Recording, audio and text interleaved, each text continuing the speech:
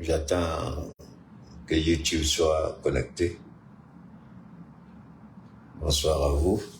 Je sais que c'est pas facile d'avoir, waouh, on est en train de, oh là là.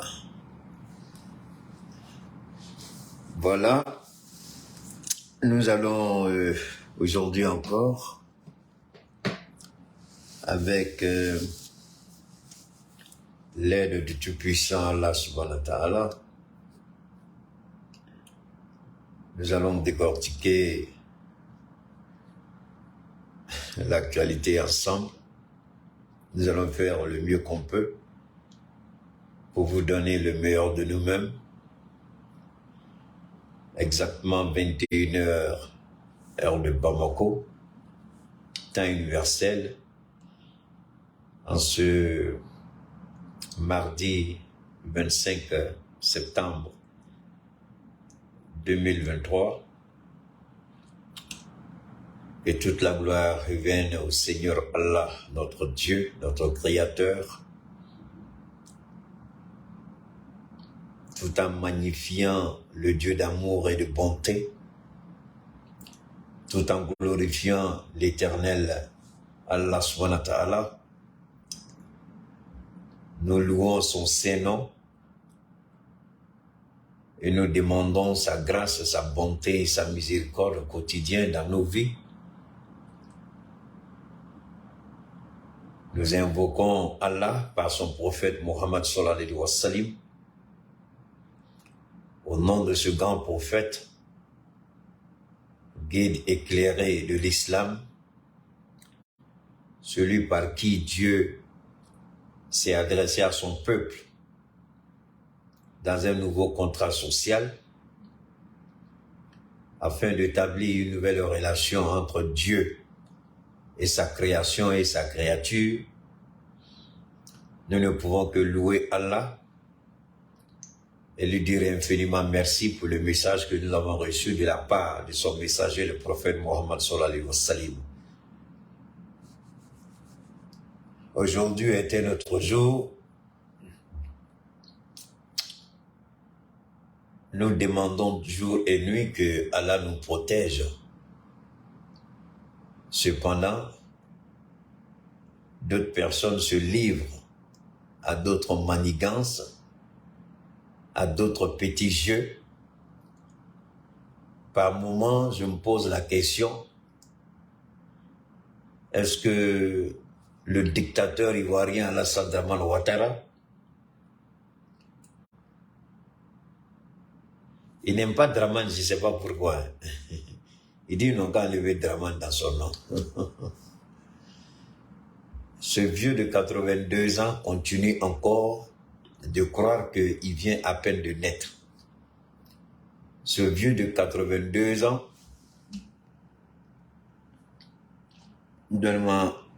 ce vieux de 82 ans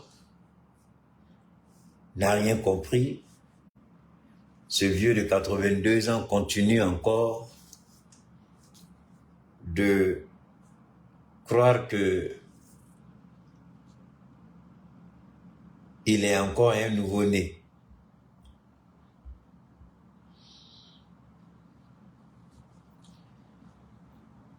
Alors,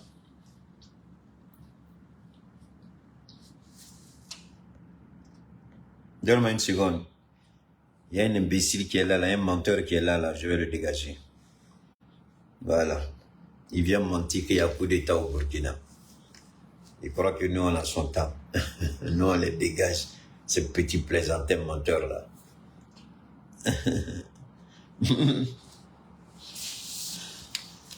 Il veut pas que on l'appelle, il veut pas qu'on dise Dramane. Il dit Alassane Ouattara, Dramane là, il veut pas. Mais c'est pas ça notre souci, c'est pas ça notre inquiétude, c'est pas ça notre objectif, c'est pas la raison pour laquelle nous sommes réunis. Je vous l'ai dit quand j'étais en voiture, un peu plus tard aujourd'hui, un peu plus tôt, autant pour moi. j'ai fait une brève intervention dans le véhicule où je vous ai dit que tard dans la nuit, j'ai pu écouter une enquête de Chris Yapi. Vous savez, sur d'abord l'enquête de Chris Yapi sur Alassane Ouattara, qui veut par tous les moyens déstabiliser le Niger. C'est une réalité, c'est une certitude. Vous savez, je vous ai lu un document la dernière fois. Le document disait avant-hier, c'était avant-hier, exactement avant-hier. Dans le document, il est dit que la France avait essayé, avec le secrétaire général des Nations Unies, d'ailleurs le Niger l'a dénoncé, ils ont empêché que le représentant officiel de l'État du Niger puisse avoir accès au pupitre. Et dans les coulisses, Macron avait eu un genre d'arrangement avec le secrétaire général des Nations Unies et l'objectif était de faire passer l'ancien ministre des Affaires étrangères de Bazoum, qui était en train de traîner en France et qui passait son temps à passer sur les plateaux de TV5, RFI, France 24 pour raconter sa petite vie de misère. J'espère que vous vous en souvenez. Le monsieur Senghele Djiki Senghele, lui qui a un pied qui est plus long que l'autre. Alors, quand Chris Yapi a sorti son enquête tout de suite, je me suis intéressé. J'ai cherché à comprendre, j'ai dit, mais attendez. Disons tout simplement qu'on n'aime pas Chris Yapi, je suis d'accord. Est-ce que Chris Yapi a demandé à quelqu'un de l'aimer? Non. Est-ce que Keïta a demandé à ses détracteurs de l'aimer? Non. Donc, le travail qu'on fait, on le fait en âme et conscience et dans l'intention d'alerter, de prévenir. Et quand Chris Yapi très souvent fait ses publications, c'est parce qu'il sait qu'il y a des gens, je dis bien des gens, comme Keïta, comme Franklin Yamsi, comme Nathalie Yamb et comme bien d'autres qui vont décortiquer, et beaucoup de médias ont commencé, c'est nous qui avons commencé, je peux même dire que je suis le premier, si Chris Yapi a bonne mémoire, qui remonte encore 5 ans en arrière, je suis le premier à avoir commencé à faire des analyses sur les interventions de Chris Yapi. Ça, c'était bien avant les différents coups d'État auxquels on a assisté, les différentes transitions. C'était bien avant l'avènement d'Assimi Goïta au pouvoir. Bien avant. J'étais le premier, je dis bien le premier. Il faisait, les gens écoutaient. Mais avoir l'audace, le courage de prendre et de décortiquer, j'étais le premier. Ensuite, Franklin Yamsi est venu. Donc, on était les deux au départ. Après, Soule Depari est rentré dedans. Je sais très bien ce que je dis. Après, Soule Depari est rentré dedans. Maintenant, il y a certains médias en ligne qui reprennent ce qu'il fait. Donc, d'une certaine manière, on a aidé Chris Yapi à asseoir sa crédibilité. Parce qu'en faisant les analyses, ça poussait beaucoup de personnes à aller écouter, à s'abonner pour suivre désormais ses enquêtes. Donc, quand Chris Yapi a parlé, c'est pour vous dire que très souvent, quand le monsieur fait ses enquêtes, et quand il dit que ça vient du palais d'Abidjan, je peux vous jurer, moi je peux jurer sur le Coran pour dire que c'est 100% vrai. S'il dit que ça vient du palais d'Abidjan, moi qui étais là, je peux jurer sur le Coran pour dire ce que Chris Yapi a dit est vrai. Parce qu'il n'a jamais dit quelque chose sur Alassane Ouattara et puis on a dit c'est faux. Il n'y en a pas. Je ne parle pas des autres présidents, donc entendons-nous bien. Je dis il n'y a pas quelque chose qu'il a dit sur Alassane Ouattara et puis il s'est trouvé que ce n'est pas vrai. Il n'y en a pas.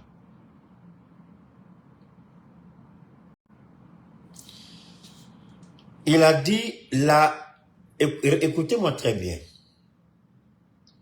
Le contre-coup d'État. Le contre-coup d'État au Burkina Faso. Le contre-coup d'État au Burkina Faso.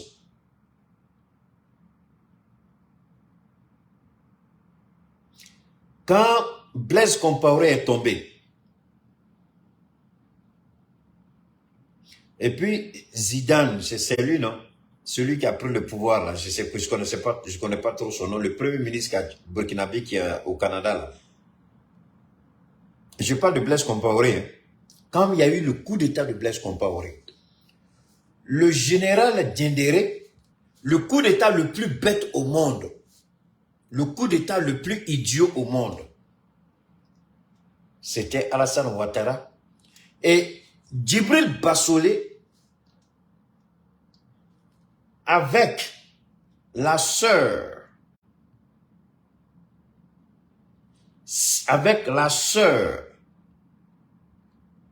de Diendéré, je crois, la sœur de Diendéré, Djibril Bassolé, connaît Zakaria, celui que Chris Yapi appelle le dozo colonel, connaît Zakaria, colonel à l'armée, au sein de l'armée de Côte d'Ivoire, connaît Zida. Non, je parle de... Oui, merci. Zida était le premier ministre, merci beaucoup. Je parle du coup d'état qui a été fait contre Blaise Compaoré. Et il y a eu un contre-coup d'état avec le général Diendéré qui a été manigancé, financé par Alassane Dramane Ouattara. Les audios ont fuité entre une conversation entre le dozo colonel Koné Zakaria d'Alassane Ouattara et la sœur du général sur les armes qui devaient être convoyées au Burkina et l'argent qui devait être attribué. C'était Alassane Ouattara qui était à la manœuvre au Burkina. Le contre-coup d'État. Le contre-coup d'État le plus idiot et le plus bête. Ça n'a fait qu'une semaine, je crois. Sinon moins d'une semaine. C'est Alassane Ouattara qui était à la manœuvre.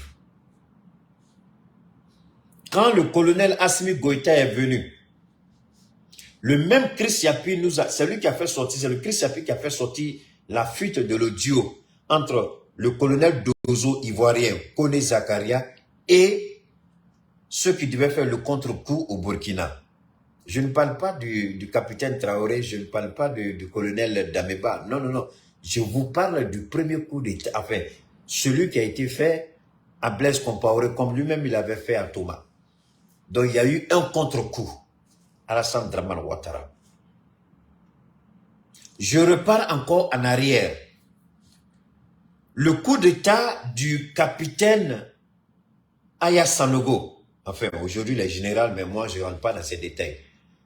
Le capitaine Aya Sanogo.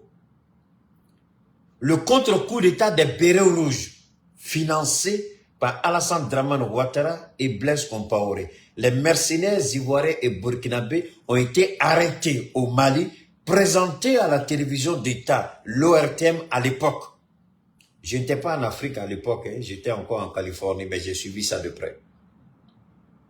J'ai suivi ça de près. Le contre-coup d'État des Bérets Rouges, c'est là que Sanogo a commis les crimes. C'est pour ça qu'on a arrêté Sanogo. Il devait être jugé. On ne pouvait pas le juger parce que Sanogo détenait trop d'informations. Juger Sanogo serait exposé, c'était un chef d'État. On a dit il faut l'arrêter, il faut le mettre au frais pendant un bon moment et puis après il faut le libérer. C'est ce qu'ils ont fait. Ils l'ont arrêté, après ils l'ont libéré. À l'époque, on m'a demandé de rentrer en contact avec l'avocat de Aya Sanogo, j'ai refusé. Puis me donner plus de détails.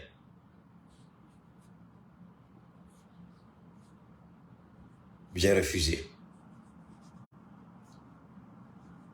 L'avocat de Aya Sanogo pour me donner plus d'informations sur l'intervention d'Alassane Ouattara et de Blaise Compaoré, qui à l'époque était président Blaise Compaoré.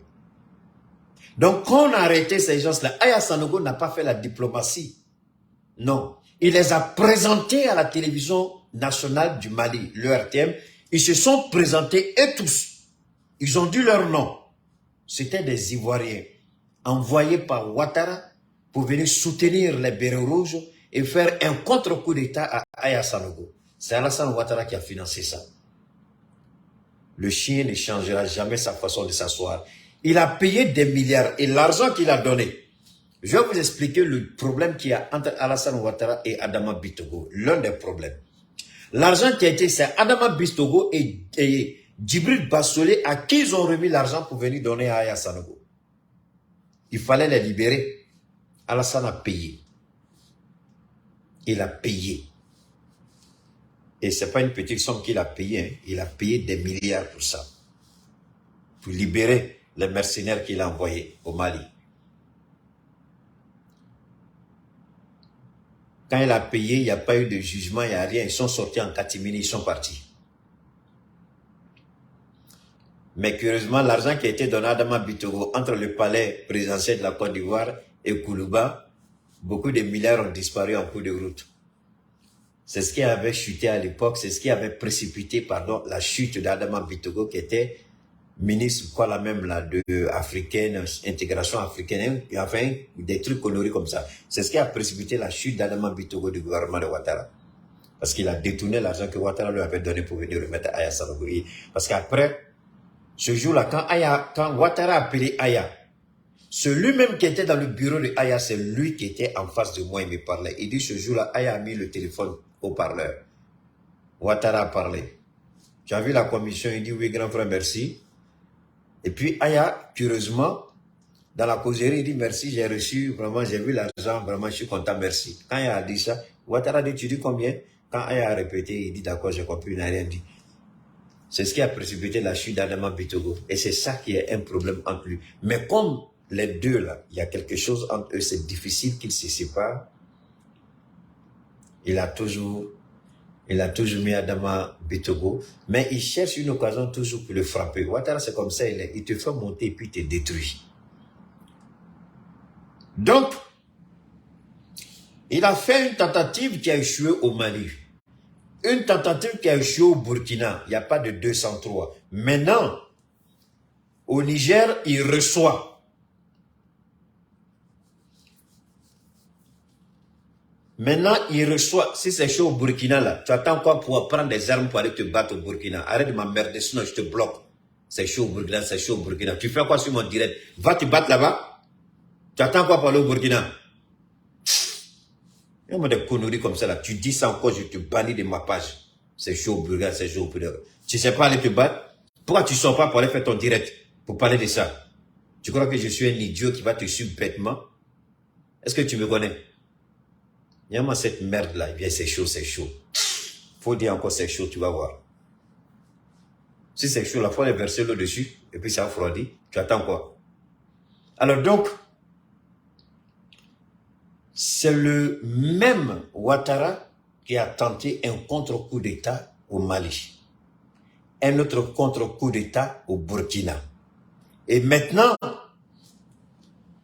il reçoit l'ancien ministre des Affaires étrangères de Bazoum, qui a été déchu, qui a été mis à l'écart et qui est même recherché par la justice. Donc, la question même que je m'étais posée, comment ce monsieur-là allait se déplacer? J'ai évoqué un peu son histoire de passeport que vous avez entendu. Puisque son passeport a été révoqué, comment il s'est déplacé de la France à New York et de New York à Abidjan? Laissez le maudit là, parlant encore du Burkina. Je l'attends en tournant. Bachili, je ne vois pas mes administrateurs là, sinon ils vont le... Attendez, maudit là, ta tête rouge là, c'est sur ton papa, tu allais montrer ça. Donne-moi une seconde, je vais te dégager ce gars là. Alors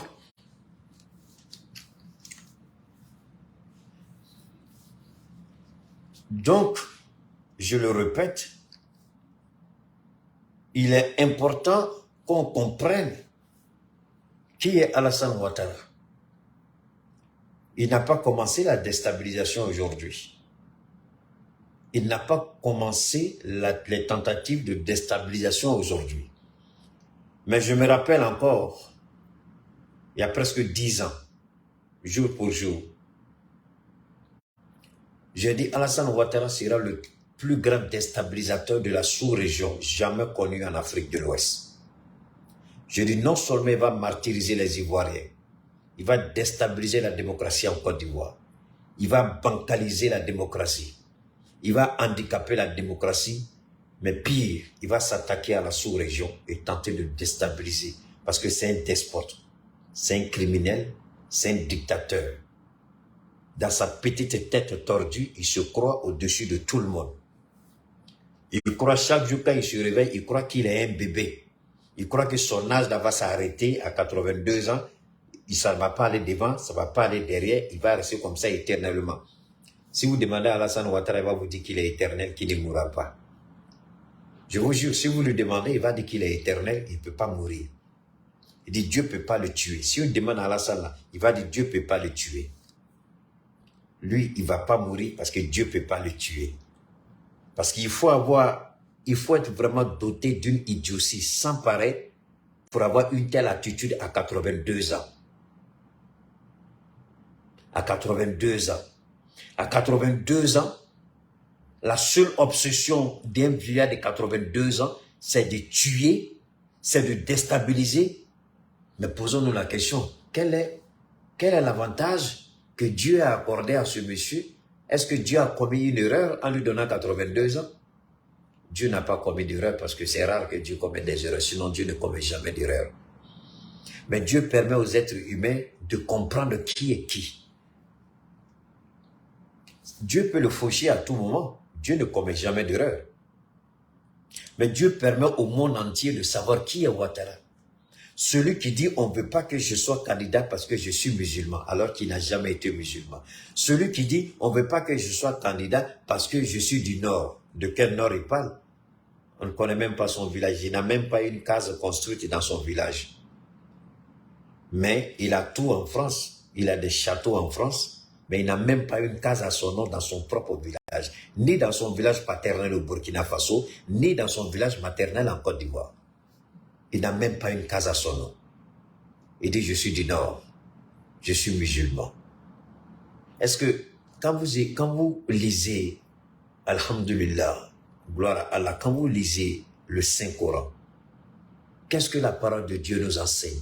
L'humilité, le pardon, l'amour, le respect et la vie est sacrée. Mais comme à 82 ans, on prend plaisir à ôter la vie des autres. On prend plaisir à jeter les gens en prison. On prend plaisir à briser des carrières, à briser des familles, à briser des vies, à détruire des familles, à séparer des femmes de leurs maris, des maris de leurs femmes. Ce que Dieu a uni, lui vient séparer. À 82 ans, qu'est-ce qu'il pourra laisser ce monsieur-là comme héritage? Quel héritage? Les ponts? Les ponts là, c'est ça, c'est avec ça il se glorifie. Nous sommes en paix, nous sommes en paix. C'est ça là, la paix là. Vous avez vu, Souley de Paris a fait une intervention sur les 1500 ou bien les 1100 et quelques, les 1200 militaires qui sont là à la retraite anticipée, qui n'a jamais payé ce qui est leur droit. Il vient vous blaguer et c'est pourquoi je ne souhaite même pas savoir comment Ahmed Bagayoko, même si nous disons que son âme repose en paix, mais l'âme d'Ahmed Bagayoko n'est pas en paix. Ahmed Bagayoko qui est mort là, ancien premier ministre qui est mort là où il est lui-même, il voit la vérité. Tout le mal qu'il a fait pour Alassane Ouattara, tout le tort qu'il a causé au peuple de Côte d'Ivoire pour Alassane Ouattara, aujourd'hui, Ahmed Bagayoko, seul dans sa tombe, il voit la réalité de Dieu. Mais matin, midi, soir, il crie. Mais personne n'entend la voix d'Ahmed Bagayoko, personne n'entendra la voix d'Ahmed Bagayoko. Il aurait dû se ressaisir et comprendre qu'il y a une fin à toute chose. C'est en complicité avec Ahmed Bagayoko qu'ils ont fait partie ces jeunes gens-là à la retraite. C'est quand Ahmed Bagayoko est venu comme ministre de la Défense qu'il a mis ce truc-là en place. Départ volontaire à la retraite. C'est un projet qu'Ahmed Bagayoko a piloté. Mais aujourd'hui, Ahmed Bakayoko est dans sa tombe, il est en train de se poser, mais qu'est-ce que j'ai fait? Pourquoi j'ai fait? Mais trop tard, mon ami, tu aurais dû comprendre, le pouvoir t'a enivré, le pouvoir t'a berné, le pouvoir t'a menti, t'a manipulé, tu n'as pas vu la vérité, mais aujourd'hui, tu es seul dans ta tombe. Dieu seul sait ce que tu vis là-bas. Je ne souhaite même pas y penser. Mais vous avez brisé des vies, vous avez brisé des foyers, vous avez détruit des familles, des gens qui sont là à la retraite aujourd'hui, qui végètent, qu'on jette dans la rue. Et vous, vous avez l'argent pour déstabiliser le Niger. Vous avez l'argent pour déstabiliser le Niger. Mais vous n'avez pas l'argent pour payer vos soldats à qui vous avez demandé d'aller à la retraite anticipée. Mais Dieu va vous détruire. Alassane Ouattara, tu ne resteras pas impuni. Alassane Ouattara, je le répète, tu ne resteras pas impuni. Alors, je vais voir si on pourra, ce sera, je vais essayer. Permettez-moi d'abord de rentrer en connexion pour rapidement, c'est important.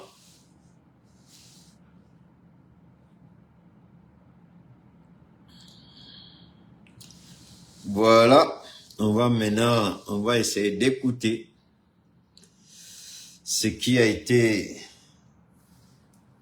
parce que c'est important.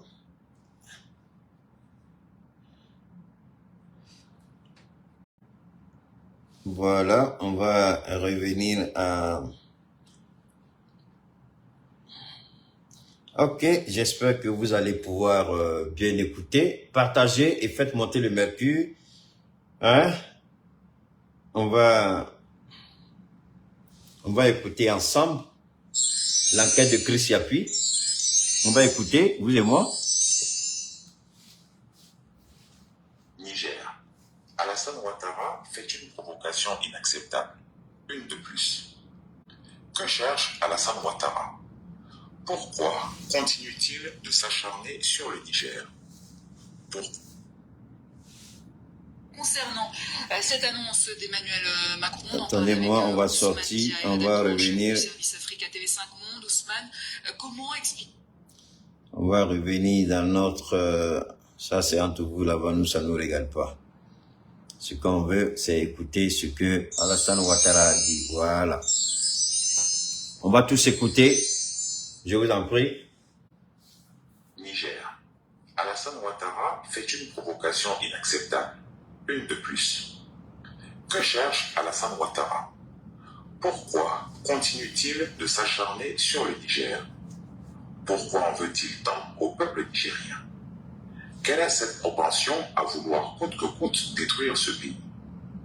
Chers auditeurs, hier, jeudi 21 septembre 2023, aux environs de 13h15, le dictateur des Lagunes a reçu au palais présidentiel d'Abidjan le ministre déchu des Affaires étrangères du Niger, Assimi Massaoudou, pour une audience privée. Cette information ne peut être démentie. Cette audience, qui n'a pas été couverte par les médias comme à l'accoutumée, avait bien des dessins lugubres. Je peux vous dire que c'est quasiment en catimini que les deux hommes se sont entretenus. En effet, lorsque notre source bien introduite nous a informés, nos hiboux se sont postés aux abords du palais présidentiel et ont pu observer effectivement qu'Assoumi Massaoudou y était. Nous avons pu le voir sortir furtivement des bureaux du vieux Grigou.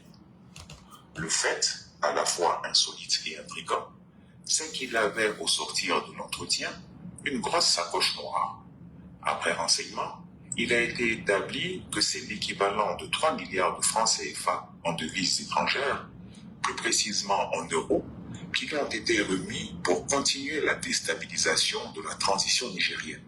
Quelle traîtrise! En quoi l'armée française peut aider la CEDEAO? Mais ça, c'est des questions opérationnelles que je ne peux pas connaître, que je pense que l'armée française sait ce qu'elle doit faire. Dans la logique, disons quoi? Quel type d'aide? Mais je pense qu'elle interviendra, comme elle l'a dit, en appui à la CEDEAO et à la demande de la CEDEAO. Donc, par conséquent, il s'agit d'une intervention de la CEDEAO appuyée par nos partenaires les plus engagés. Voilà. Chers abonnés, Cette information doit être considérée de la plus haute importance, car ces faits démontrent que le tyran Ouattara est loin de renoncer à détruire le Niger par tous les moyens. Et même si l'éventualité d'une guerre conventionnelle contre le Niger ou la possibilité d'une opération spéciale contre les autorités nigériennes de la transition semble s'évaporer, il n'en demeure pas moins que le va-t-en-guerre ivoirien avec l'argent peut absolument nuire aux Nigériens à travers une guerre asymétrique. Il faut que le CNSP du Niger prenne résolument à bras le corps le problème et se mette sur ses gardes pour l'intérêt de leur pays. Si Alassane Ouattara se permet de recevoir et d'abriter les subversifs nigériens en Côte d'Ivoire en leur accordant un gîte couvert, pourquoi les autorités nigériennes s'interdiraient-elles à leur tour de faire pareil? L'on se souvient parfaitement à ce propos que c'est la même stratégie adoptée face au Mali, en faisant d'Abidjan une base arrière pour tous les séditieux maliens. Du controversé Karim Keïta, en passant par Omar Mariko, Poupou Cissé à l'obscur Ibrahim Kamara, qui s'était autoproclamé président de la transition malienne depuis Abidjan, Alassane Ouattara n'avait pas ménagé une petite stratégie comme grande méthode pour en finir avec la transition malienne. Chers auditeurs, c'est le lieu pour vous de mettre un coup de pression aux journalistes pour qu'ils posent la question de vérité à l'octogénaire supermenteur. A-t-il, oui ou non, reçu l'ancien ministre des Affaires étrangères du Niger? Il n'est pas sorcier de comprendre que sa motivation tient au fait qu'il entend préserver et conserver ses mines d'or et d'uranium au Niger. Alors, vous avez entendu 3 milliards de francs CFA en euros, l'équivalent a été remis à l'ancien ministre des Affaires étrangères du Niger. Mais avant de continuer, je respecte les gens qui viennent suivre mon direct parce que au fil des années, j'ai construit et je continue de construire ma crédibilité. Maintenant, si vous venez dans mon direct,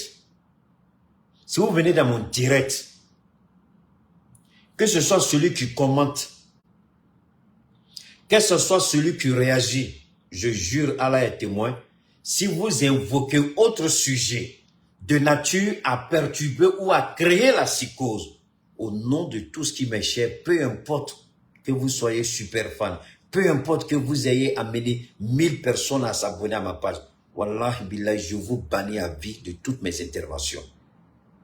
Je veux qu'on se respecte. Je suis mieux informé du Burkina Faso que vous ne pouvez l'imaginer. Je suis mieux informé du Niger que vous ne pouvez l'imaginer. Donc, si vous venez dans mes interventions et que des enfants ratés, des maudits jusqu'à la dernière génération, viennent pour véhiculer des venins. Et puis vous là, comme vous là, on vous parle, vous n'écoutez pas. On dit c'est pas tout, on doit écouter. Mais vous êtes là, je suis en Côte d'Ivoire, oh, qu'est-ce qui se passe au Burkina? Oh, il y a Burkina, oh, il y a Burkina, oh, il y a Burkina. Wallah, billah, si vous continuez, même si c'est une seule personne, je bannis tous ceux qui interviennent sur le Burkina. Je le dis, c'est la dernière fois. Et si vous ne me croyez pas, tentez. Je bannis tout le monde, sans exception. Si ça reste une seule personne, je fais mon direct à la seule personne. Ça veut dire quoi ça? C'est mon direct que vous attendez pour que des idiots mal élevés, mal nés, des enfants erronés, des pervers, des égarés, ils viennent écrire du n'importe quoi, qui n'ont même pas la source. Quelle est la crédibilité de ce que vous racontez? C'est chaud au Burkina. Si je n'avais pas de respect pour certaines personnes, ce qui allait sortir de ma bouche là, jusqu'à votre mort là, vous n'allez plus jamais faire ça dans le direct de quelqu'un. Je vous respecte. Respectez ceux qui viennent m'écouter. C'est pourquoi je laisse souvent les commentaires moi-même. Parce que très souvent, mes administrateurs ont du mal à être connectés ou ils viennent en retard. Donc, et comme quand ils viennent en retard, donc je ne permets même pas à quelqu'un. Si vous voulez faire le travail de l'ennemi, allez créer votre page et puis vous allez le faire. Ce n'est pas pendant mon direct que vous allez faire le travail de l'ennemi.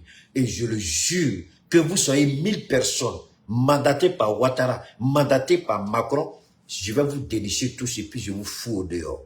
Idiot que vous êtes, impoli que vous êtes, raté que vous êtes. Vous venez sur mon direct pour dire c'est chaud au Burkina. Vous connaissez le Burkina mieux que moi. Vous connaissez mes ramifications au palais de Kossiam? Et je vous parle, c'est vrai, mais attention, je ne suis pas ce petit gars. Attention, hein. C'est ce que je dis souvent, j'aime pas me montrer, mais attention. J'ai mes ramifications jusque dans le bureau d'Ibrahim. J'ai mes ramifications jusque dans le bureau de Traoré, jusque dans le bureau de Goïta. Je n'aime pas m'en vanter, mais restez dans votre petit coin. Et puis taisez-vous. Ne m'énervez pas. Ne m'énervez pas. Je mène un combat. Et le combat, Dieu seul sait quelle est la difficulté du combat commun. Et des idiots viennent pour essayer de créer la zizanie. Vous croyez que je vais vous donner le temps? Est-ce que vous me connaissez? Si vous êtes des enfants de ratés, je vais vous montrer ce qu'on fait aux enfants de ratés. Ça veut dire quoi ça? Vous n'êtes au courant de rien, pervers que vous êtes. Rien ne se passe au Burkina. Rien, absolument rien.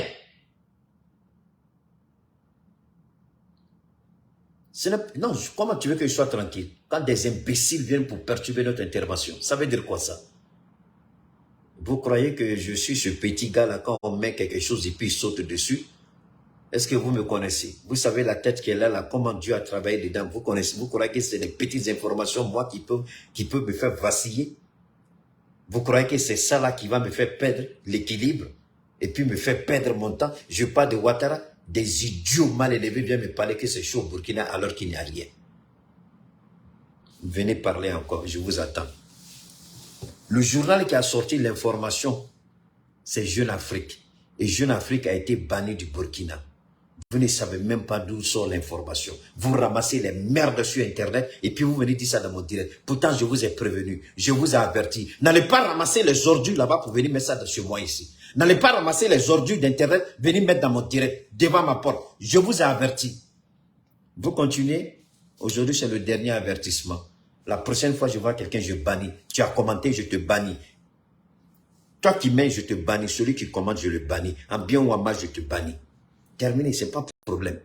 On est là pour un travail. On est là pour quelque chose de sérieux. Mais ça veut dire quoi ça? C'est Jeune Afrique qui a menti. Jeune Afrique. Et vous ne savez même pas d'où vient l'origine. Vous n'avez aucune idée même. Si tu leur demandes quelle est la source, ils n'ont aucune source.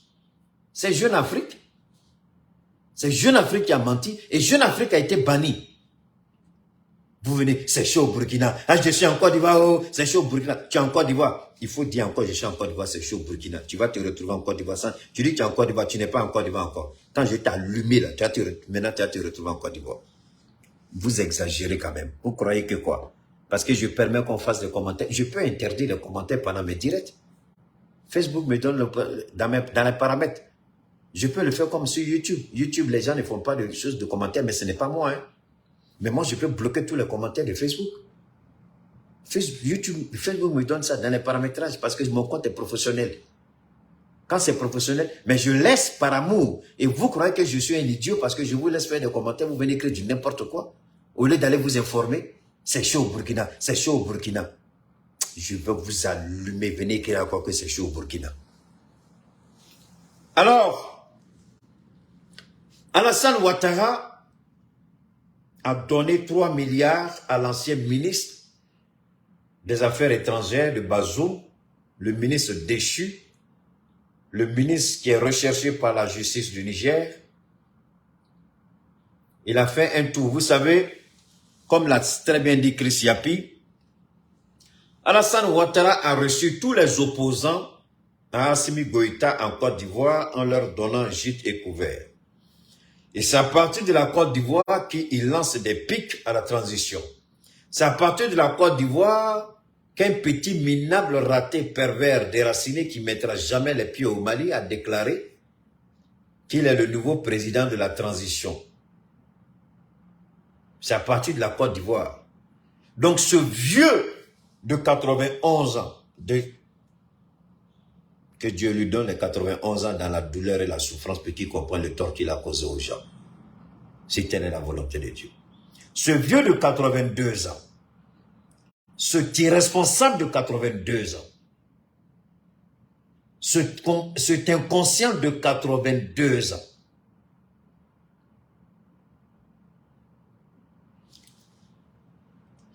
« 80, 81, 82. Et tout son rêve, toute sa vie, c'est nourrir la haine pour toute personne qui ne peut pas contrôler. Pour comprendre Alassane, Chris Yapi a fait une enquête sur une maladie que Ouattara a. Mais avant l'enquête de Chris Yapi, encore je bénis Allah et je glorifie Allah. J'ai été le premier encore en Côte d'Ivoire, je ne dirais pas dans le monde, ce serait trop. En Côte d'Ivoire, j'ai été le seul pendant des années à dire que Ouattara souffre d'un certain nombre de complexes. Il est malade intérieurement. Ouattara ment et il prend son mensonge pour la vérité. Il sait lui-même qu'il ment, mais il arrive à se convaincre que son mensonge, c'est la vérité. Je l'ai dit pendant des années, c'est tellement que Chris Yapi est tombé un jour sur une de mes interventions et il a fait son enquête. C'est là qu'il est sorti avec la maladie de Ouattara pour dire que Ouattara effectivement est malade. Il a dit le nom de la maladie, je ne me souviens plus. Il a fait l'enquête, ça remonte à 2 ou 3 ans. Mais moi, je l'avais dit, ça remonte à 5 ou 6 ans. Lui, son enquête remonte à 2 ans, au maximum 3 ans. Moi, c'est entre 5 ou 6 ans. Donc, alors, ce vieux Ouattara, je le répète, son obsession, que tout le monde mange à sa merci. C'est-à-dire que tout le monde mange selon sa volonté. Ce vieux Ouattara, tu n'es celui que tu es que si lui, il décide que tu es celui que tu dois être.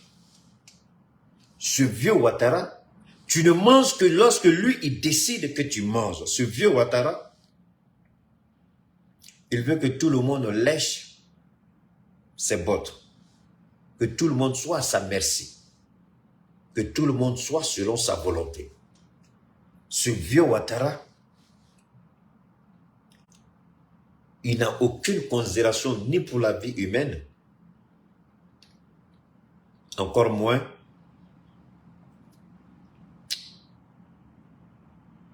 le respect qu'il peut accorder aux autres.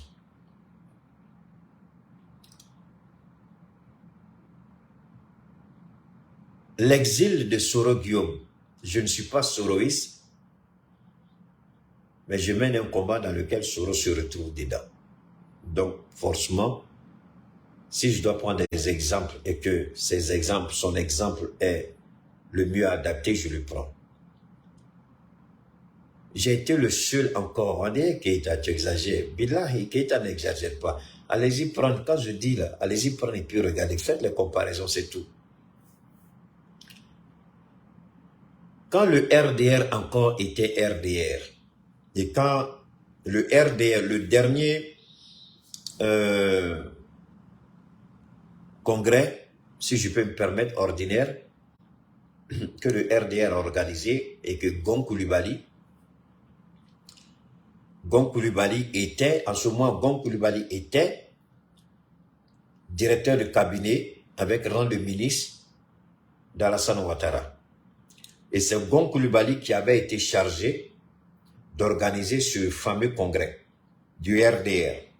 Il était le président du comité d'organisation, alors que, en sa qualité de premier ministre, c'est Soro Guillaume qui aurait dû logiquement être le président du comité d'organisation, puisque Soro Guillaume était avec Ouattara. Mais c'est Gon Coulibaly qui a été pris. Et à l'organisation de ce congrès-là, Soro Guillaume et tous les autres des forces nouvelles là, ils ont tous été écartés. Soro n'a reçu qu'une petite invitation à la volée. Depuis ce jour, j'ai dit, Soro, c'est fini pour toi. Ouattara vient de te classer. Ouattara va te détruire. Vous n'avez qu'à aller regarder la vidéo si j'ai menti. J'ai dit, Soro, c'est fini pour toi.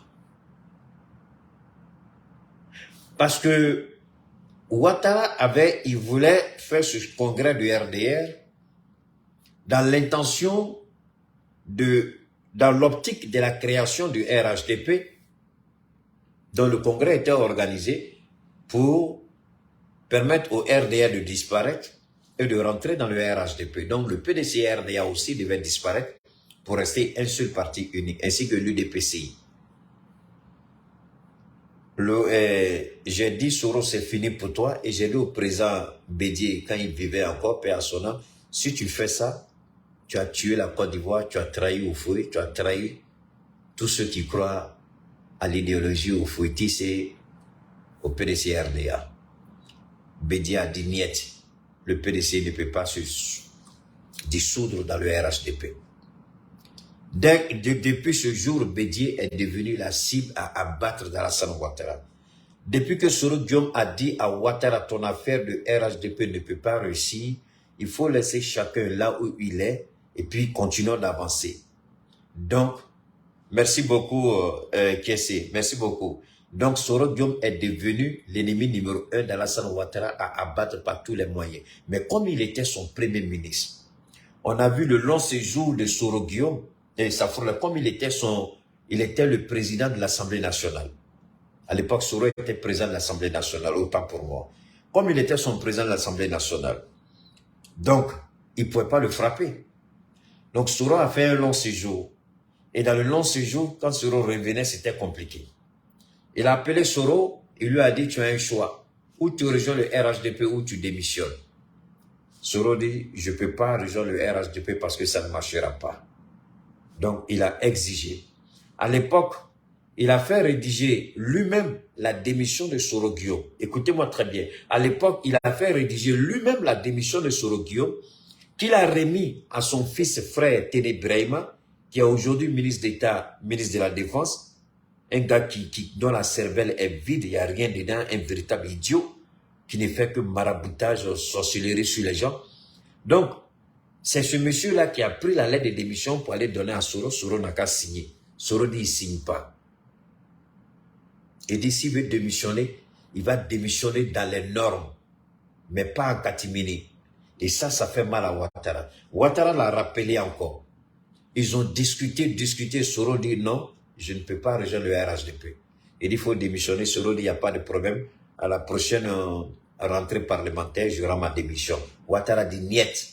Donc maintenant, Ouattara l'oblige à convoquer une session extraordinaire pour rendre sa démission. Vous voyez qui est réellement Ouattara? Alors, c'est ce petit président raté, là, Ouattara, qui nous parle de démocratie. Et ça, cet aspect de la démocratie, personne n'en parle. Cet aspect de la démocratie qui donne l'autorité au président de s'immiscer au niveau législatif et imposer au président de l'Assemblée nationale de démissionner. Le président de la République, l'exécutif, ordonne au législatif de démissionner. Donc, la marmite de Ouattara n'a pas commencé aujourd'hui. Les manigances de Ouattara n'ont pas commencé aujourd'hui. La mauvaise foi de Ouattara n'a pas commencé aujourd'hui. La dictature de Ouattara n'est pas un fait d'aujourd'hui. Donc, voilà. Mais la seule bonne nouvelle que je donne au Niger, mes beaux-parents, c'est que Ouattara n'a jamais rien réussi. C'est ça qui est extraordinaire avec lui. C'est pourquoi souvent quand je regarde les Ivoiriens, Ouattara est niqué, Ouattara a fait ça, Ouattara c'est champion, notre champion, il a fait plus qu'au fou. Je dis, you gotta be killing me, man. You need to open up your mind. Open up your mind. I'm not talking about your big eyes. I'm talking your mind, your spirit. And get connected to the truth. See the light. You live in the darkness. Lies, deceit, and darkness. You need to get out from this darkness and wake up. Get up, fight for your right, said Bob Marley. How could you be so blinded? How could you be so blinded? Can't you see the truth? Can't you open your eyes, your spirit, and see the glorious of the light? Ouattara, man, you gotta be killing me, man. What's wrong with you people in Côte d'Ivoire? What's wrong with you? Your attitude blow my mind. I can't get it. Can't you see? This man is a liar. All the time he's lying. Lying to you days and night. Every day. Every single day. This man is a liar. A big liar. You live in the darkness, my people in Côte d'Ivoire. Wallahi billahi, you all of you live in the darkness. I pray, my God, the Almighty God, Allah subhanahu wa ta'ala, to open your eyes and to see the truth. You believe I got something against this man? No, I got nothing. I got nothing. But the fact is the fact. The truth is the truth. We need to tell the truth to you, to shock you, to hurt you, and then you will open your mind. Can't you see around you what's going on in Côte d'Ivoire? I gotta tell you, sir. I mean, that's really funny. Ouattara est le plus gros menteur que l'histoire n'ait jamais produit au sein de l'humanité. Je répète, Ouattara est le plus gros menteur que l'histoire n'ait jamais produit. Mais regardez-le. Il passe son temps à mentir. Et ça là, c'est ce qu'on appelle la démocratie. C'est ça la démocratie. C'est ça la démocratie. La démocratie, Laurent Gbagbo n'a aucun droit. On fait un jugement. On refuse de lui donner le verdict de jugement. Au moins pour qu'il fasse appel. On refuse. Ça, c'est la démocratie. Ça, c'est le droit. Selon Ouattara. Soroguion, procès expéditoire, expéditif, sans preuve, sans base légale, sans base juridique, il est condamné. Un ancien président d'une institution est banalement condamné comme un vulgaire petit voyou par un minable petit procureur que Allah subhanahu wa ta'ala fera brûler en enfer à Abdou Richard. Pour tous les crimes que tu as commis à Abdou Richard, tu vas périr en enfer. Tu ne seras pas épargné. Pour tous les crimes que tu as commis. Ça veut dire quoi ça? Donc Ouattara décide de s'appuyer maintenant sur l'ancien ministre de Bazoum pour attaquer le Niger. C'est ce qu'il a fait au Mali. Les Bérets Rouges, effectivement, avaient lancé la contre-offensive sur Kati, là où résidait Aya Sanogo. Mais, ce n'est pas un secret d'État. Celui même qui a été à l'origine même de l'échec de la contre-offensive, Dieu m'a fait grâce. Un jour, on s'est retrouvé dans un garage. Il m'a vu, il dit, ah, je te vois souvent. En ce moment-là, je parlais beaucoup plus de la Côte d'Ivoire que du Mali. Je ne parlais pratiquement jamais du Mali. Enfin, jamais du Mali, surtout de la Côte d'Ivoire et puis des autres pays. En ce moment, Ibrahim Baka Keïta, il était dans son deuxième mandat. Il m'a vu comme ça, il dit, et puis on a commencé à parler. Il dit, je vais te dire une chose qui va te surprendre, beaucoup de gens ne le savent pas. Mais Aya Sanogo le sait. La personne qui a fait échouer le contre-coup d'État, c'est moi. Je ne parle pas de moi, Cheikh Oumar Keïta, non. C'est ce que l'homme m'a dit. C'est lui qui a fait échouer parce que il a été approché pour se joindre à eux. Il a été approché pour se joindre à eux. À l'époque, il était policier. Parce que même les policiers étaient mêlés dans la contre-offensive contre Aya Sanogo et ses éléments. C'était pas seulement les Bérets Rouges, il y avait les mercenaires, il y avait certains policiers et pas des moindres, des officiers de la police. C'est lui, il dit, c'est moi qui ai fait remonter l'information au niveau de Aya Sanogo pour dire qu'il y a une contre-offensive. J'ai donné la date et l'heure. Comme c'est un fait qui est déjà passé, donc pour moi, ce n'est pas un secret d'État. C'est ainsi que Aya Sanogo et ses hommes se sont préparés pour les attendre. Ils ont fait je vous donne ce que Alassane a fait au Mali, hein, c'est de ça que je parle, je vous en prie, écoutez-moi. Et c'est la même chose qu'il veut reproduire au Niger. Donc, ils ont fait, il y a une première vague qui s'est, puisque les hommes de Aya étaient stationnés à l'entrée de l'aéroport international Président Mourbo Keïta, Bamako Sénou. Aya avait posté ses hommes là-bas. Donc, il y a des éléments qui sont montés au niveau de l'aéroport. Et Aya avait positionné aussi des éléments au niveau de l'ORTM. Il avait les points stratégiques et puis les ministères. Maintenant, le gros du lot, ils ont commencé à entrer à Kati. Il y en a même qui avaient infiltré Kati en civil. Il y en a qui avaient déjà infiltré Kati en civil. Comme Chris Yapi l'a dit là, par rapport aux 50 commandos qui sont allés pour dire qu'ils vont surveiller les mines des Orano là, puis ils sont rentrés en civil, ils sont descendus au Nigeria, puis rentrés en civil. C'est exactement ce qu'ils ont fait. Ils sont venus, puis ils sont entrés en civil au sein même de la garnison de Kati. Maintenant, il y a certains qui commençaient maintenant à passer dans vous. Si vous connaissez bien, vous allez voir que il y a des ravins, il y a des gens comme un genre de broussailles, il y a plein aussi qui venaient à travers, le gros lot maintenant venait à travers la broussaille.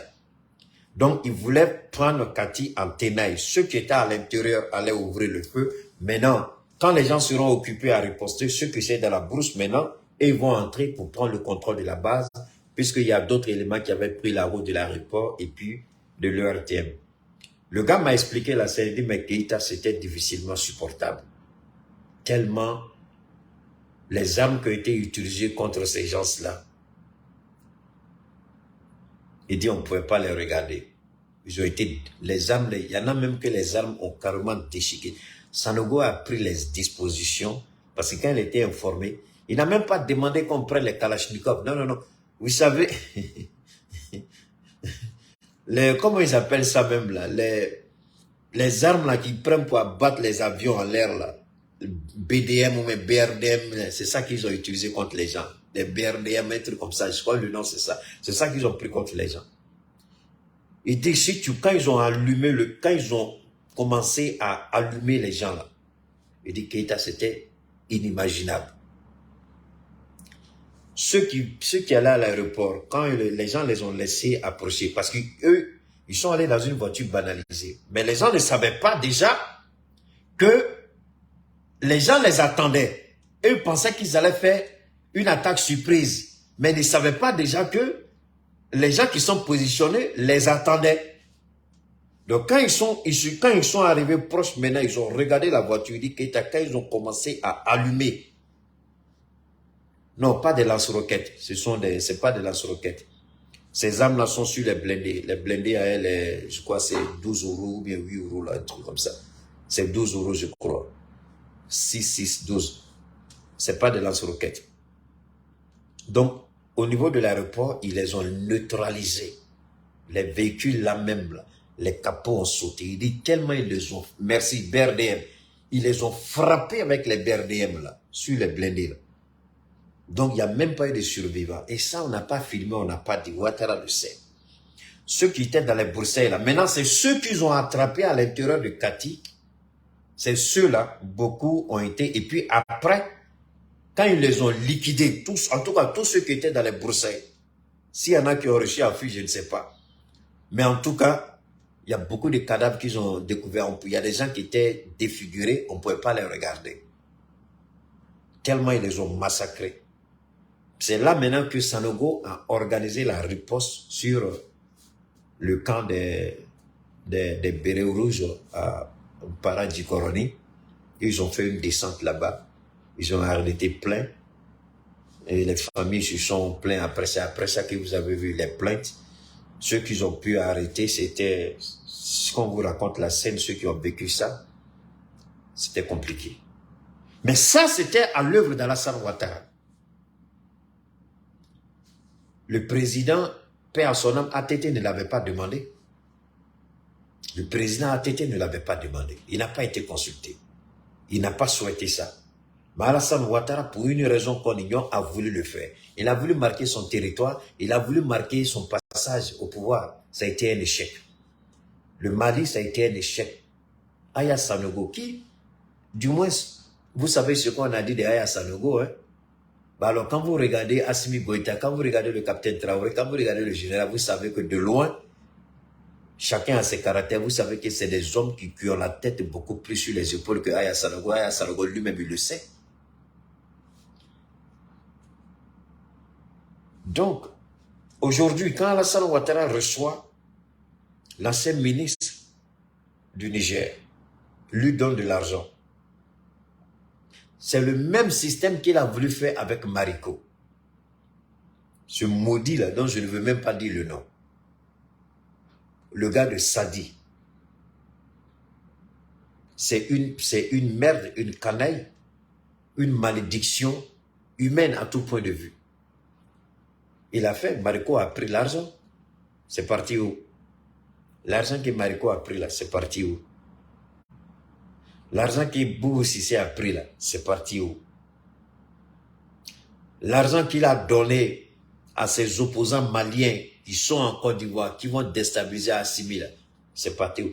Quand Dieu travaille, quand Dieu décide de faire votre combat, quand Dieu a sa main dans votre vie, c'est pourquoi j'ai dit que Alassane Ouattara peut se berner de ses propres illusions, mais qu'il se détrompe parce que Dieu va le frapper.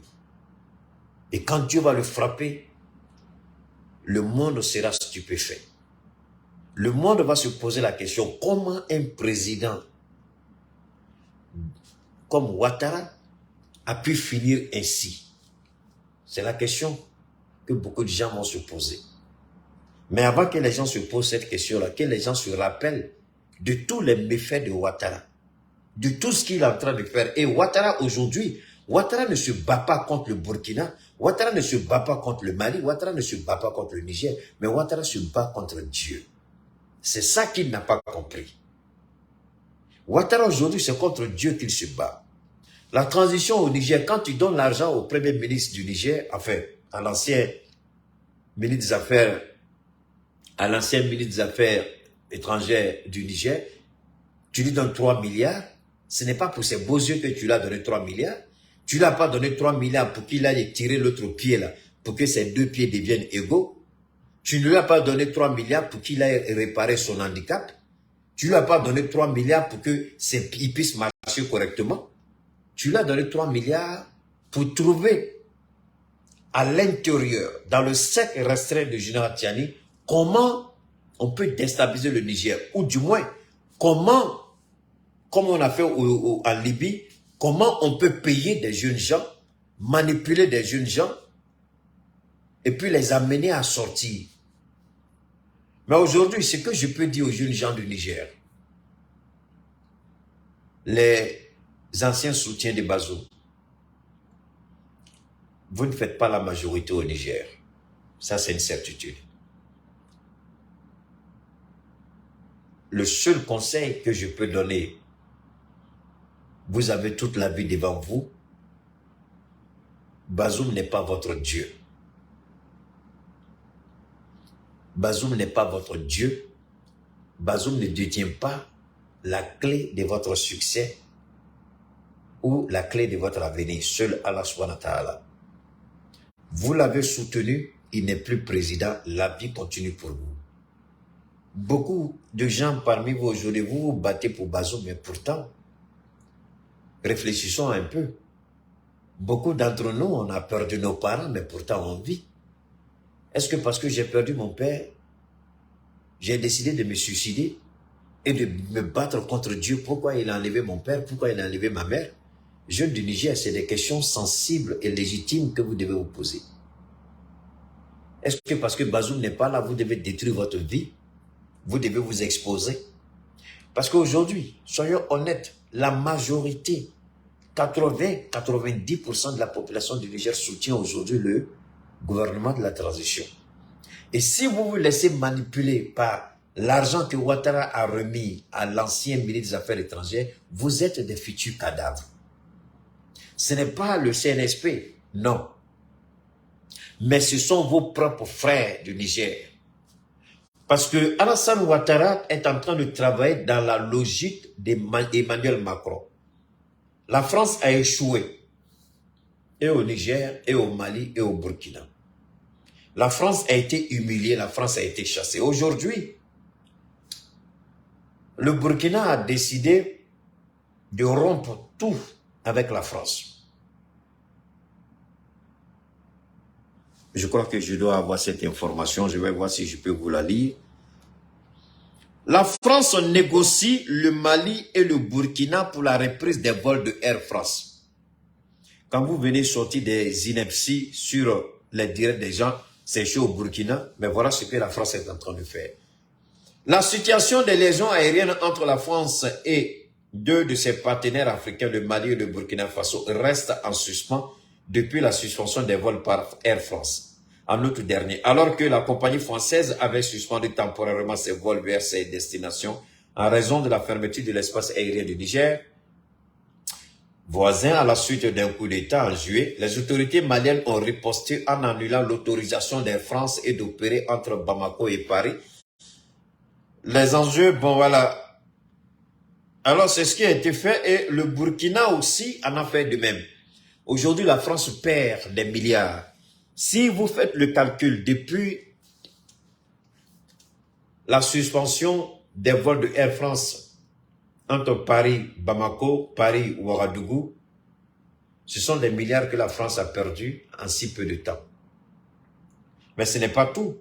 Le général Tiani s'est mêlé à la danse. Le général Tiani, ils ont pris une décision il y a 3 ou 4 jours. Ils ont décidé de suspendre toute liaison avec la France. C'est-à-dire quoi? Ça veut dire qu'aucune compagnie aérienne française, y compris Air France, désormais ne sera admise au Niger. Je répète, aucune compagnie aérienne de transport ou de fret désormais ne sera admise au Niger, particulièrement Air France. Le général a sorti ce décret, l'a signé. Donc la France, par l'arrogance d'Emmanuel Macron, qui croit qu'on a plus besoin d'eux que eux, ils ont besoin de nous. Peu importe que les voyageurs subissent des désagréments, c'est normal. Le désagrément qu'ils vont subir là, c'est juste temporaire, mais nous, on parle de notre dignité, on parle de notre souveraineté, on parle de notre légitimité à répondre. L'État est plus important qu'un petit voyageur qui va subir un petit désagrément. Ou bien, l'État est plus important, l'État du Mali est plus important que n'importe quel voyageur d'Air France, qu'il soit malien ou pas. L'État du Burkina est plus important que n'importe quel voyageur d'Air France, qu'il soit burkinabé ou pas. L'État du Niger est plus important que n'importe quel voyageur qui doit prendre Air France, quels que soient les désagréments, qu'ils soient nigériens ou pas. Donc nos États sont plus importants. Donc les désagréments causés, ce sont des désagréments passagers et temporaires. Une solution peut être trouvée, mais la souveraineté de nos États, on ne peut pas s'amuser avec. Ils ont agi, on a frappé, on a riposté. Et aujourd'hui, Air France est en train de négocier dans les coulisses pour voir comment il peut reprendre ses vols. Alors moi, je lance un appel aux dirigeants maliens et burkinabés. Vous nous avez habitués à la fermeté et c'est la fermeté qui permet aux États d'être respectés. Nous exigeons que vous mainteniez votre position et que le chrono, ou comment vous appelez ça, la tranche horaire que vous avez donnée à Air France, parce que Air France avait la primauté. Air France était prioritaire dans tout. Air France avait le monopole. Même si vous devez reprendre d'aventure avec Air France, il n'y a plus de monopole. Air France sera traité sur le même pied d'égalité que toutes les compagnies aériennes. Air France n'aura plus de monopole. Air France n'aura plus son mot à dire. Air France ne peut plus venir et exiger quoi que ce soit. Si par hasard ou par extraordinaire, vous décidez de reprendre avec Air France un jour, Air France sera comme n'importe quelle autre compagnie dans nos États. Vous voyez, le transport aérien, c'est beaucoup d'argent. Si nos États, l'Alliance des États du Sahel, si on décide de créer notre propre compagnie aérienne, vous n'avez même pas une idée de l'argent qu'on peut gagner. La France peut dire qu'on n'aille pas dans leur pays, on s'en fout. On va débarquer nos passagers, on signe un deal avec une autre compagnie, on les prend, on les dépose en Italie. En Italie, ils font changement d'avion et puis ils vont en France, c'est tout. On fait transit en Italie, de l'Italie, ceux qui vont en France, ou on fait transit en Allemagne ou en Angleterre, et puis de là-bas, il y a un autre avion qui les prend pour les ramener. C'est tout. Il faut qu'on ait notre souveraineté à ce domaine-là, dans le domaine du transport aérien. Et c'est pas tout, vous avez entendu, je vous ai dit qu'ils veulent prendre des décisions sur le plan monétaire. Mais je crois qu'Emmanuel Macron a compris que toute décision qu'il prend, désormais, il y a des gens sur les réseaux pour interpeller. Merci, Air Sahel, ce sera un très joli nom, Air Sahel. Ça, c'est un très joli nom, Air Sahel. Donc, que les gens comprennent. Macron a compris que désormais, quand il sort, il y a des gens sur les réseaux pour analyser et décortiquer. Dans le complexe d'infériorité, on s'en fout. On n'en a pas besoin. Notre monnaie, je vous jure, Wallahi, Allah est là et demain est un grand jour. C'est le jour anniversaire de la naissance du prophète, c'est le Maoud, je crois. Mais je vais vous dire une chose. Je vais vous dire une chose, je le répète. Si nous créons une monnaie unique, les trois États, notre monnaie risque même de talonner l'euro.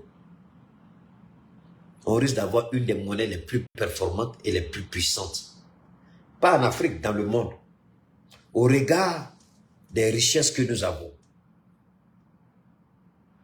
Au regard de l'or qu'aujourd'hui, imaginez que le Mali et le Burkina et le Niger décident de mettre leurs lingots d'or ensemble pour dire, voilà, donne-moi une seconde, ils décident de mettre leur argent et leur or ensemble pour dire, voilà ce qu'on va mettre dans notre banque pour créer notre monnaie, le franc sahélien. Comme il a dit Air Sahel, donc je parle le franc sahélien. Ouh là là, c'est pas vrai. Le franc sahélien. Supposons un seul instant, le franc sahélien. C'est pas ça? Prenons un seul instant le franc sahélien. Donne-moi une seconde là. Je vais... Oui? Je te rappelle.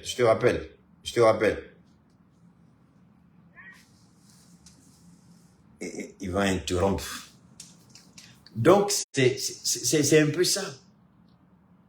C'est un peu ça. Le franc sahélien ou Air Sahel, on crée notre monnaie avec notre or, notre diamant, notre gaz, notre pétrole, notre coton.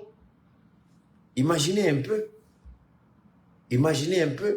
que notre argent ne soit plus endossé seulement à l'or, mais plus au gaz, au lithium, à l'uranium, au pétrole. Donc ça veut dire que quand le coût de l'or monte, notre argent il monte. Quand le coût du pétrole monte, il monte. Quand le coût du pétrole descend, puisqu'il y a l'or qui est là, l'or prend la relève et puis notre argent, il est toujours stable. Donc notre argent n'est plus endossé sur un seul élément, mais sur deux ou trois. Donc quand les trois montent, on devient la monnaie la plus puissante au monde. Quand un descend, forcément les trois ne vont pas descendre ensemble.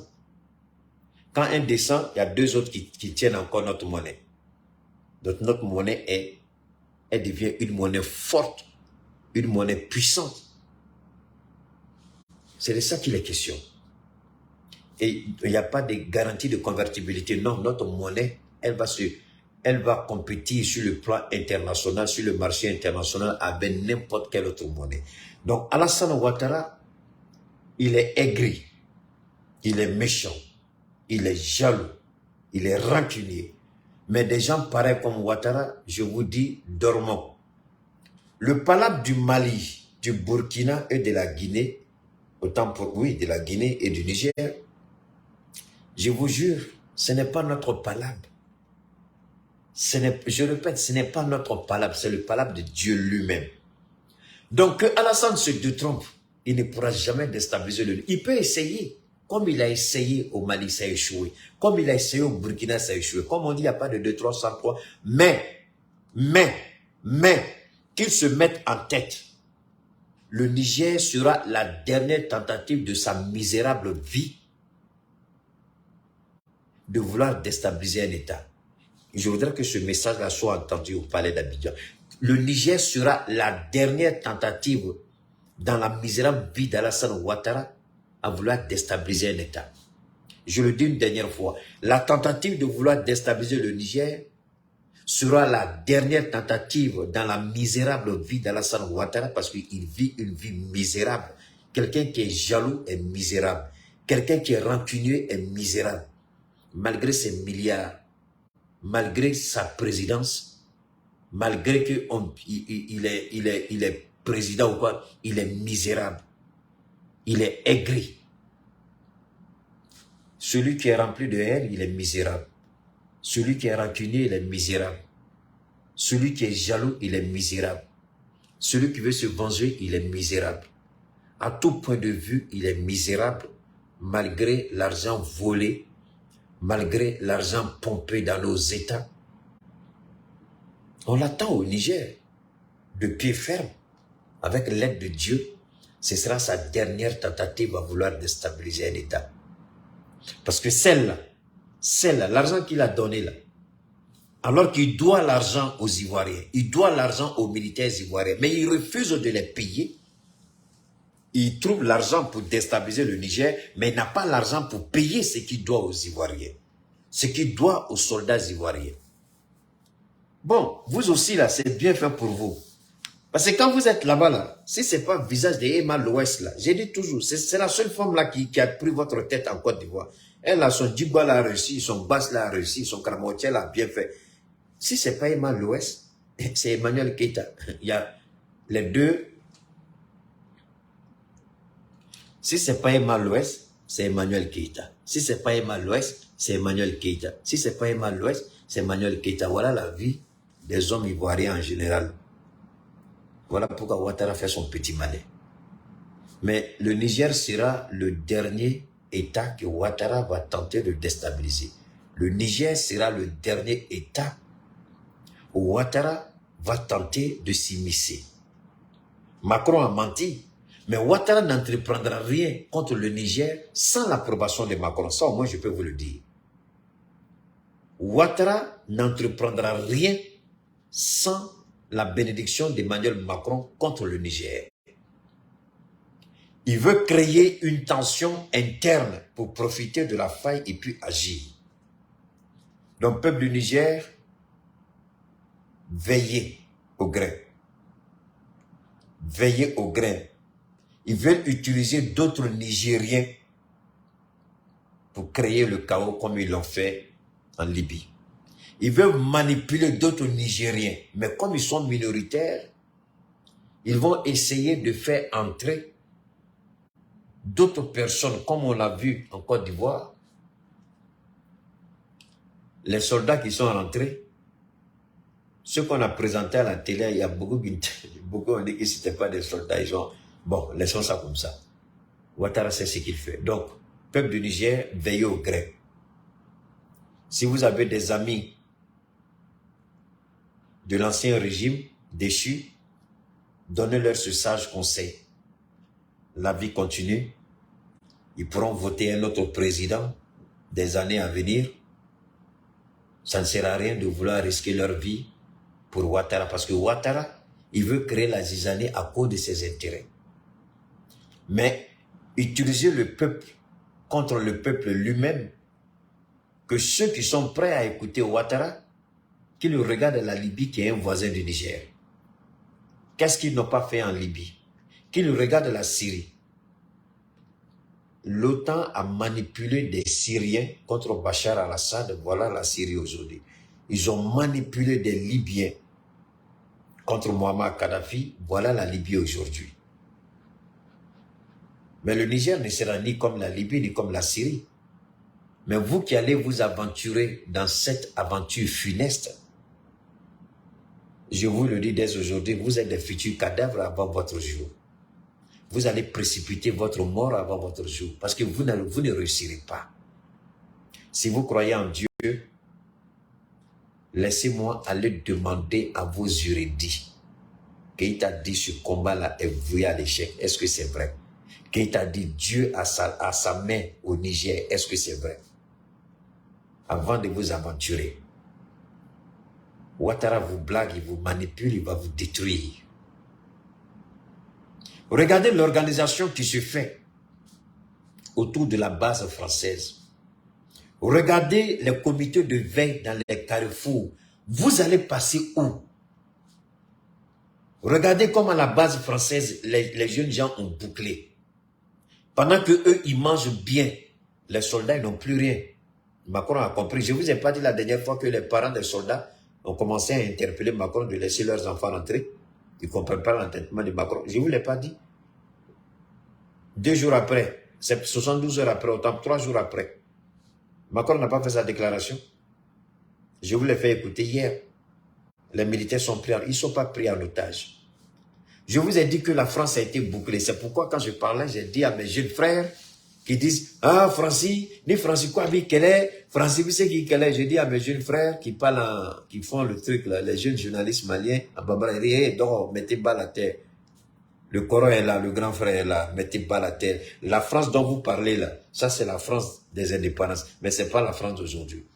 Le Mali dont vous parlez là, c'est le Mali de l'indépendance, ce n'est pas le Mali d'aujourd'hui. Ah. Aujourd'hui, Macron a dit non. Ils ont pris nos soldats en otage.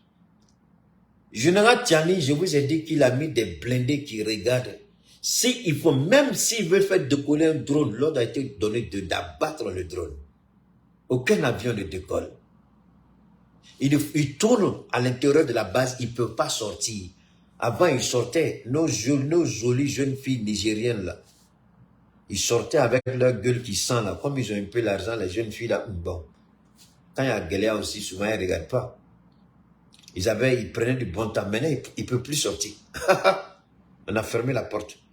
Avant, ils sortaient, ils allaient dans les karaokés, dans les boîtes, dans les bars. Tu les voyais avec nos soeurs là.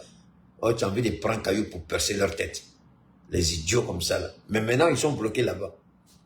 Mais comme le président fait apologie de l'homosexualité, bon, ils n'ont qu'à se distraire entre eux là-bas. Nos soeurs là, ils ne vont plus les avoir. La porte est fermée. Voilà la réalité. Macron a compris. Son ambassadeur, sous peu, il allait manger le chat. Le chat qui est chez lui là-bas. Là. Il était sur le point, il dit, président, si je ne rentre pas, je risque de tuer mon chat pour manger. Il dit quoi? Il dit, ah, si je ne rentre pas, je risque de tuer mon chat pour manger. Il faut arrêter. Les gens là, ils ont gagné, on ne peut rien faire. Ils ont bloqué l'armée. L'armée ne peut pas sortir. Aucun avion ne peut décoller. Aucun drone ne peut décoller. On ne peut rien faire. Pas de nourriture, pas d'eau. Il n'y a rien, président. Même ravitaillement en carburant, ils ont tout bloqué. On ne peut pas. Il faut qu'on rentre.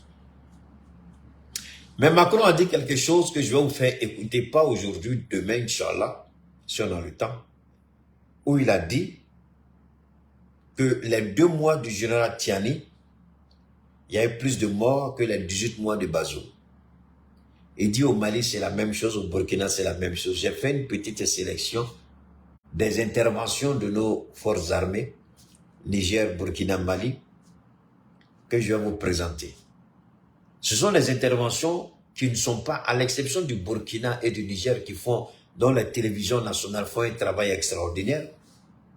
Le Mali, par moment, le fait. Les médias occidentaux n'en parlent jamais parce que ce sont les directives d'Emmanuel Macron. Vous ne parlez pas des exploits réalisés par leurs soldats.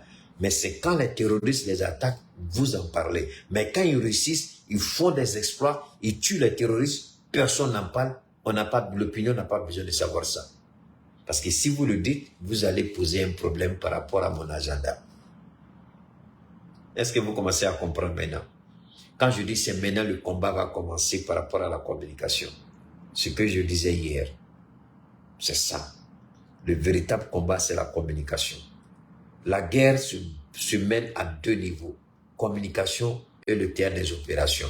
Communication est le théâtre des opérations. Communication est le théâtre des opérations. C'est pourquoi le général, autant pour moi, oui, le général Tiani et le capitaine Traoré, ils ont décidé, ils ont été clairs.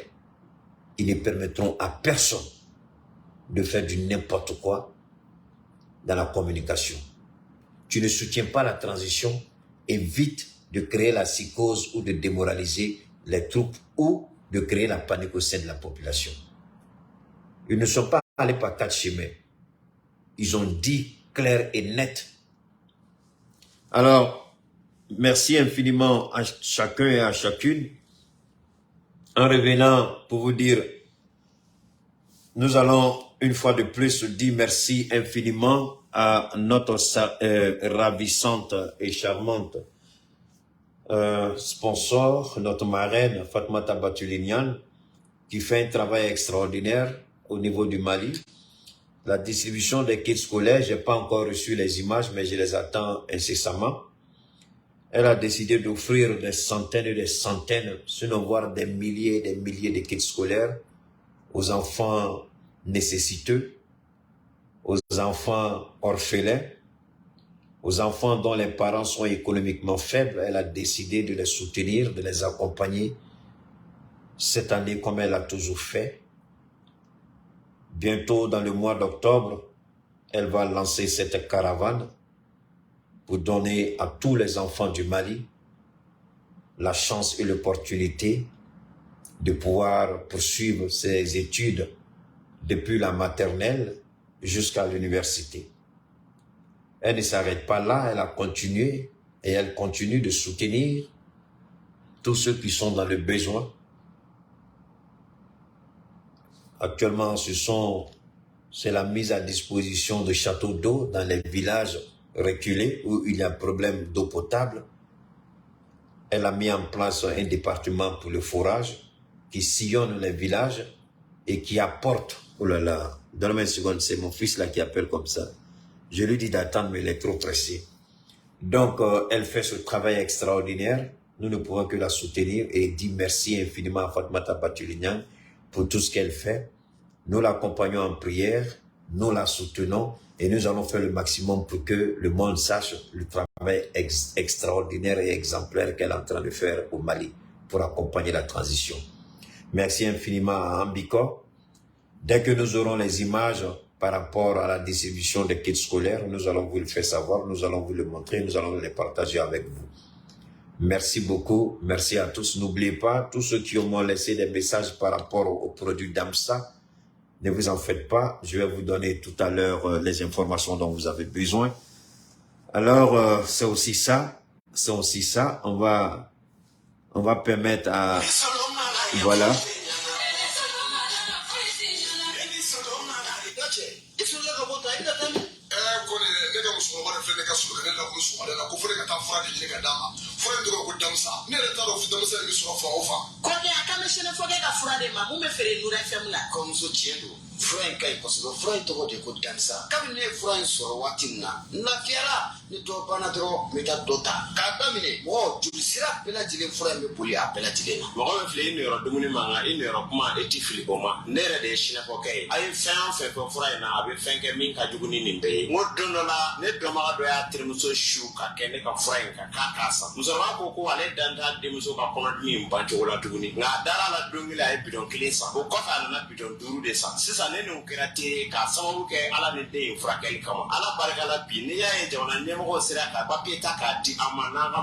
professionnel otike ganza ni koma ke poti donc fray bana mana ki farakolo fan o fan fe abe du ka sama ka bo farakolo la e ki la fi aka ke ina ko e bolo choko damsa fra la ki kadu o kofe anye seseli ke fra wera la kerengerenera ina fo diabeti ani tension ka antege da abana kisere ka wala sa anga se ka bo na fani ayi ko fara damsa ko inka ni ala sona ma anga se ka bo o ka digun kono ko de ne ko amma mu yoro ka ja so ko ke aka telephone numéro bi so mi balwa ke aka ne ka juru sira o be siro o to do wore I mago b'a la a mana kɛ mun ye fura ko ye fo ka taa se mago wɛrɛ ma i bɛ se ka sinafɔ kɛ k'a yɛrɛ wele 75 01 63 95 walima 66 11 78 49 n'o ka gɛlɛn maa min ma i bɛ se k'i senfa biribiri ka taa min ye Janginɛbugu Pɔrɔpantɛrɛn yɛrɛ kɛrɛfɛla la ye i mana sinafɔ kɛ ɲininkali kɛ maa o maa la bɛɛ lajɛlen b'a yɔrɔ yir'i la.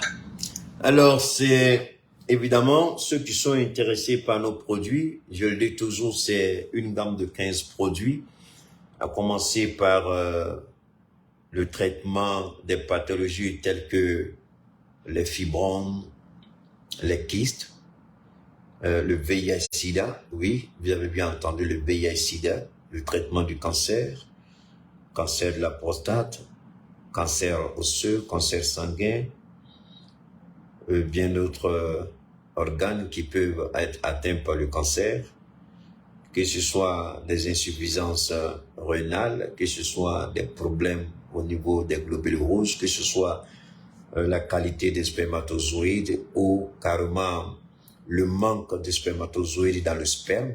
Le sperme est pauvre, il n'y a pas suffisamment de spermatozoïdes pour pouvoir procréer. Donc, vous avez aussi une incapacité sexuelle. Je voudrais m'arrêter là rapidement parce que quand vous faites une intervention de la prostate et que vous êtes opéré, au cours de l'opération de la prostate, il y a un élément important. Une fois que cet élément-là, on vous fait l'ablation, personne ne peut vous réanimer. Donc, vous êtes hors circuit à vie. Donc, je préfère que ce soit clair parce que il y en a qui vont dire, ah, j'ai fait l'opération de la prostate, peut-être que ça peut aller. Ah non. Si on fait l'opération de la prostate et qu'on n'a pas touché à cet élément particulier dont je parle, il n'y a pas de problème.